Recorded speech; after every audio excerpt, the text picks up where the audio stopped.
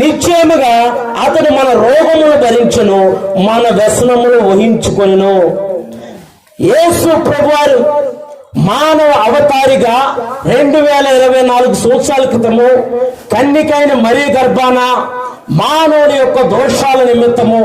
మానవుడి యొక్క అపరాధముల నిమిత్తము, మానవుడి యొక్క పాపాల నిమిత్తము ఆయన కన్నికైన మరియ గర్భాన మానవ అవతారిగా ఆయన ఈ లోకంలో జన్మించి 33.5 సంవత్సరాలు ఆయన ఈ భూమిపైన నివసించి